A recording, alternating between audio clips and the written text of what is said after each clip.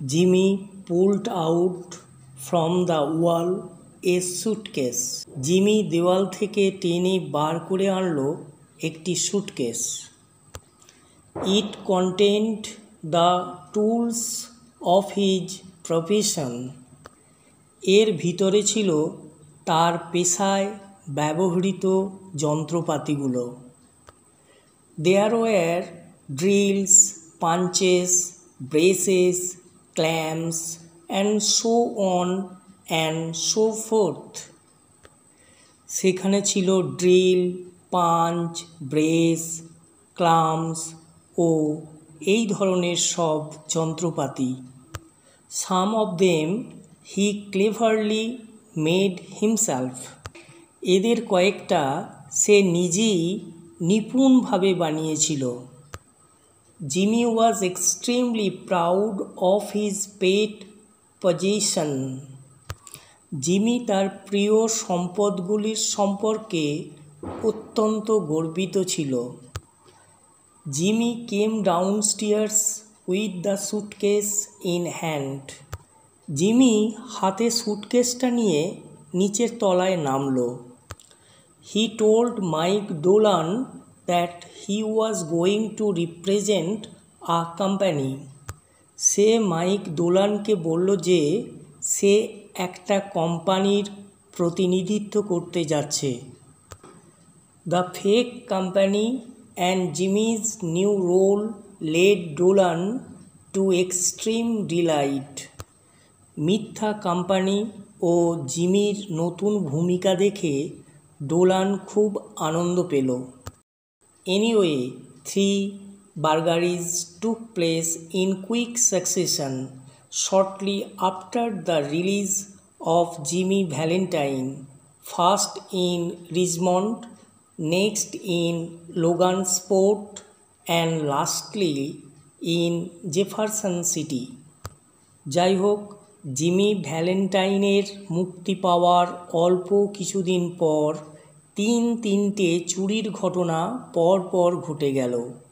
প্রথমটা রিচমন্ডে, দ্বিতীয়টা লোগানস্পোর্টে এবং তৃতীয়টা জেফারসন সিটিতে। Once again Ben Price was called for investigation. আবার একবার বেন প্রাইসকে অনুসন্ধানের জন্য ডাকা হলো। He noticed a remarkable similarity in the pattern of thefts. তিনি চুরির পদ্ধতিগুলির মধ্যে একটি উল্লেখযোগ্য মিল খুঁজে পেলেন। He concluded that it was but the work of Jimmy Valentine. তিনি সিদ্ধান্ত নিলেন যে এ কাজ জিমি ভ্যালেন্টাইন ছাড়া অন্য কারও নয়। One afternoon, carrying his burglary tools in a suitcase, Jimmy arrived in Elmore, a small town in Arkansas. এক বিকেলে জিমি তার সুটকেসে সিধেল চুরির যন্ত্রপাতিগুলি নিয়ে আরকানসাসে অবস্থিত এলমোরে পৌঁছল। He walked toward a hotel there. সে সেখানে একটা হোটেলের দিকে হাঁটা দিল। On the way he met a young lady. পথে সে এক যুবতীকে দেখল। Jimmy saw her and fell in love with her. Jimmy তাকে দেখেই তার প্রেমে পড়ে গেল। The lady got into Elmore bank. মহিলাটি এলমোর ব্যাংকে ঢুকল। Jimmy was curious of her. Jimmy তার সম্পর্কে জানতে কৌতূহলী হল। On the steps of the bank ওয়াজ লোফিং এ বয়। ব্যাংকে সিঁড়ির ধাপে একটি ছেলে আড্ডা মারছিল। Jimmy tactfully learned from him that the lady was Annabel Adams, the daughter of the owner of Elmore Bank. Jimmy কৌশলে তার কাছ থেকে জানল যে মহিলাটির নাম অ্যানাবেল অ্যাডামস, এলমোর ব্যাংকের মালিকের মেয়ে। At Elmore, Jimmy engaged a room in the Planters hotel. এলমোরে জিমি প্ল্যান্টার্স হোটেলে ঘর নিয়েছিল। In the hotel, Jimmy registered his name as Ralph D Spencer. হোটেলে জিমি নিজের নাম রাল্ফ ডি স্পেন্সার হিসেবে নথিভুক্ত করেছিল। In his interaction with the clerk of the hotel, he said that he sought for an opening in Elmore. হোটেলের করণিকের সঙ্গে কথাবার্তায় সে বলল যে সে এলমোরে ব্যবসা খুলতে চায়। The clerk was deeply impressed by Jimmy's clothes and manner. করণিক জিমির পোশাক আশাক ও আদব কায়দায় মুগ্ধ হয়ে গেল।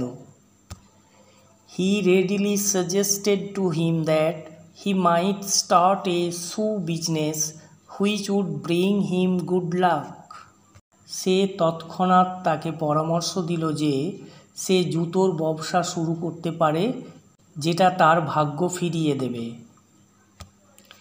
Mister Ralph D Spencer, the new name Jimmy took, soon opened a shoe store in Elmore. Jimmy নতুন নাম রাল্ফ ডি স্পেন্সার গ্রহণ করে এলমোরে একটি জুতোর দোকান খুলল। হিজ বিজনেস ফ্লাওয়ারিস্ট, তার ব্যবসার দ্রুত শ্রীবৃদ্ধি ঘটল। হি বিকেম ওয়েলদি, সে ধনী হয়ে উঠল। This also brought him social respectability, এর ফলে তার সামাজিক মান মর্যাদাও এলো। On top of all, he met Miss Annabel Adams. সবথেকে বড় কথা, সে মিস অ্যানাবেল অ্যাডামসের সঙ্গে সাক্ষাৎ করল। Mister Adams, father of Annabel, approved them. Mister Adams, অ্যানাবেলের বাবা, তাদের বিবাহে মত দিলেন।